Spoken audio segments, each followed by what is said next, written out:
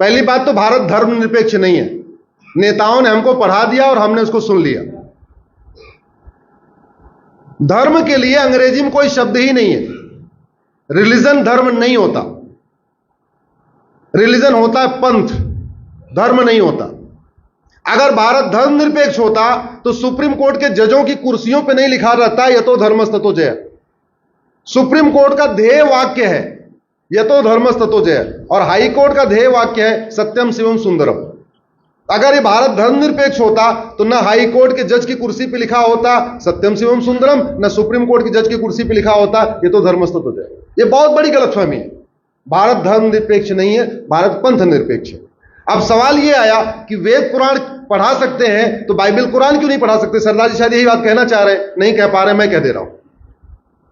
बिल्कुल नहीं पढ़ा सकते, बाइबल कुरान नहीं पढ़ा सकते। क्यों? क्योंकि बाइबल में सभी इंसान को एक समान नहीं माना जाता, लेकिन हमारा संविधान कहता है सब एक समान है। बाइबल में क्रिश्चियन और नॉन क्रिश्चियन के बीच में भेदभाव है, इसलिए बाइबल नहीं पढ़ाई जा सकती, कुरान नहीं पढ़ाई जा सकती, कुरान नहीं पढ़ाई जा सकती। क्यों? क्योंकि कुरान में इस्लाम और नॉन इस्लाम, मुस्लिम और गैर मुस्लिम को समान नहीं माना गया है, उसमें भेदभाव किया गया। वेद पुराण यह नहीं कहता है कि आप, वो कहता ही नहीं है कि आप सिख हो कि जैन हो कि हिंदू हो कि मुस्लिम, कुछ नहीं कहता। वो तो कहता है अष्टांग योग का पालन करो, यम नियम का पालन करो, स्वाध्यायी बनो, सदाचार करो, इस तरीके की बातें हैं। इसलिए वेद पुराण पढ़ाया जा सकता है। सनातन, आप इसको दो तरीके समझिए। दुनिया में 1100 रिलीजन है, अगर भारत के परिप्रेक्ष्य में देखें तो दो तरीके, भारत में दो तरीके के रिलीजन है। एक इंडियन ओरिजिन रिलीजन, एक फॉरेन रिलीजन। एक वो रिलीजन है, रिलीजन और धर्म में सरदार जी, अब आप, अरे सरदार जी सवाल पूछ लिया, जवाब नहीं सुन रहे हो। हाँ, आपने पूछा, सुन तो लो। भारत में दो तरीके के पंथ हैं, रिलीजन है, धर्म नहीं। धर्म तो पूरी दुनिया में एक ही है, सनातन धर्म। दो तरीके के पंथ हैं, एक इंडियन ओरिजिन के रिलीजन, एक foreign religion. Sikhism, Jainism, Buddhism Bharat में शुरू हुआ, इसको कहते हैं इंडियन रिलीजन। क्रिश्चियनिटी, इस्लाम, ये फॉरेन में हुआ, इसलिए इसको कहते हैं फॉरेन रिलीजन। और इंडियन रिलीजन और फॉरेन रिलीजन में अंतर क्या है समझिए। Indian religion, Jain, Buddhism, Sikhism और हिंदुज्म में महिलाओं को बहुत सम्मान दिया गया है, महिलाओं को पूजनीय रखा गया है। फॉरेन, किसी भी फॉरेन रिलीजन में महिलाओं को पूजनीय कहा गया है। इंडियन रिलीजन में इंसान इंसान में भेदभाव नहीं किया गया है। गुरुवाणी में कहीं लिखा हुआ, आप मुझे बताओ कि हाँ जो सिख पंथ माने वो तो ठीक, जो सिख ना माने वो गलत है, कहीं लिखा है? नहीं लिखा है। गुरु ग्रंथ साहिब में कहीं लिखा है क्या? नहीं लिखा है। उसमें लिखा हुआ है। इसलिए पहली बात तो दुनिया में धर्म एक है, पंथ अलग अलग है। लेकिन जो लोग ये कहते हैं कि सब धर्म एक समान है, बिल्कुल गलत बात है। जब सबकी किताबों की शिक्षा अलग अलग है, किताबों में ऊंच नीच का भेदभाव है, कुछ किताबों में छुआछूत की बातें हैं, तो सब एक समान कैसे हो सकते? हाँ, हिंदुज्म, जैनिज्म, बुद्धिज्म, सिखिज्म की लगभग टीचिंग एक जैसी है। न किसी में धर्मांतरण करना सिखाया गया है, न किसी को यह सिखाया गया है कि जो न माने उसको कत्ल कर दो।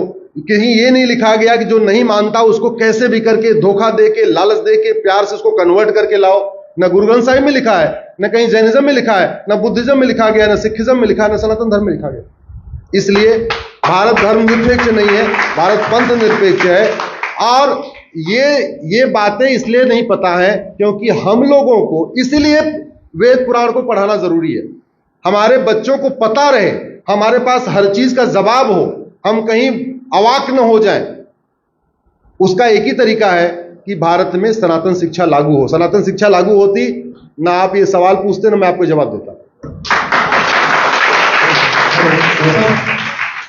अविश्वास प्रस्ताव के दौरान माननीय मुख्यमंत्री जी ने भी, माननीय प्रधानमंत्री जी ने भी ये चिंता व्यक्त की थी बीड़ी की रेवड़ी के ऊपर। आपने भी पीआईएल लगा, तो उसके ऊपर कुछ क्या आगे क्या कार्रवाई नहीं? कुछ आपकी एक्सेप्ट होगी बता दें, मैंने सुना। एक्चुअली PIL मेरी चल रही है सुप्रीम कोर्ट में, और बहुत ही महत्वपूर्ण बिंदु है।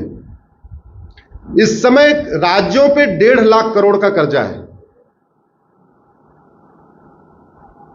150 लाख करोड़ टोटल भारत के ऊपर कर्जा है।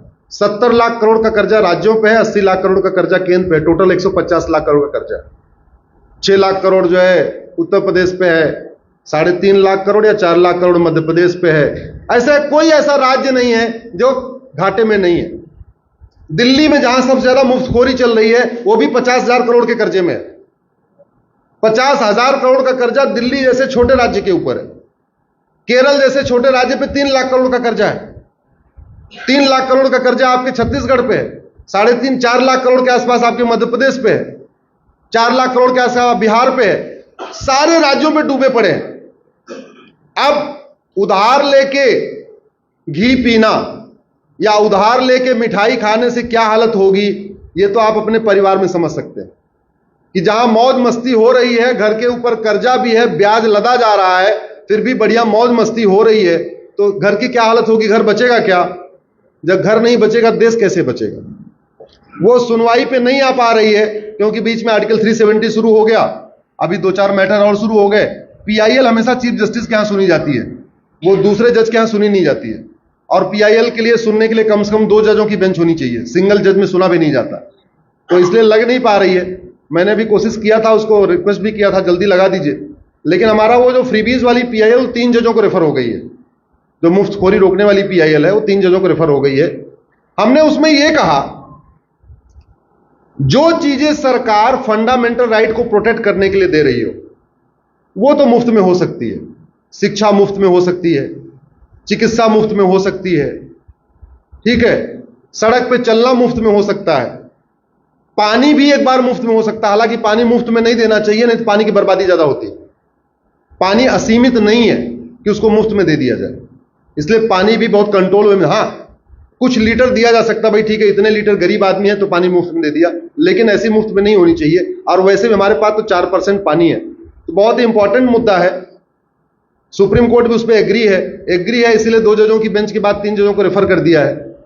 और पार्लियामेंट में भी चर्चा हुई है, माननीय प्राइम मिनिस्टर ने भी उस पर कई बार उसको बोला है, मुफ्त की रेवड़ी।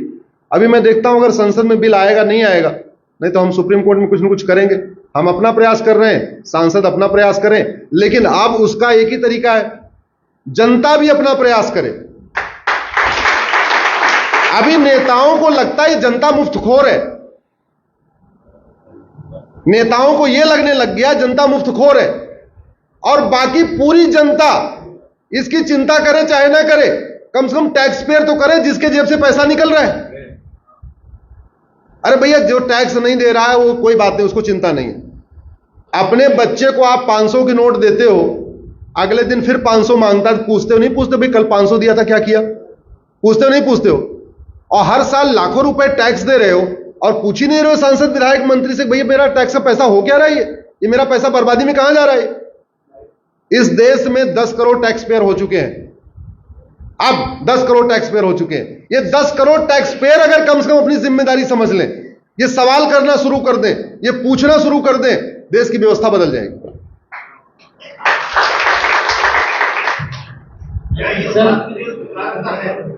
चाहे वो मुख्यमंत्री योजना हो चाहे प्रधानमंत्री योजना हो, योजना को नीचे तक लाया तो जाता है, लेकिन कुछ ऐसे लोग भी हैं हमारे बीच में है वो, तो उसके पात्र न होते हुए भी उसका लाभ उठाते हैं। क्या उसके लिए वो कानून है या कोई ऐसा दंड संहिता है कि उसको भी दंड मिले, कि उसका लाभ भी ले रहा है वो पात्र भी नहीं है? इसका एक ही तरीका है, भ्रष्टाचार हमारी बहुत बड़ी समस्या है। भ्रष्टाचार पे मेरी PIL चल रही है, 1 नेशन 1 टैक्स कोड पे, आप लोग गूगल कर लेना, वो चल रही है।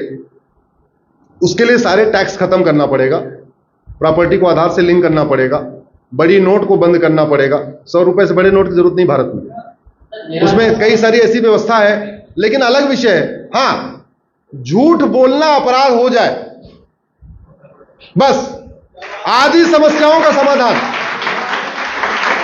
केवल झूठ बोलने पे, झूठा एफिडेविट देने पे, झूठा बयान देने पे, झूठी बात कहने पे, झूठा फॉर्म भरने पे 10 से 20 साल सजा हो जाए, कानून बन जाए, समस्या ठीक हो जाएगी। अपने आप सब ईमानदार हो जाएंगे। अदरवाइज कथा सुनने से और ये करने से वो करने से लोग ईमानदार बहुत कम होंगे। कानून ज्यादा इंपॉर्टेंट है। मेरा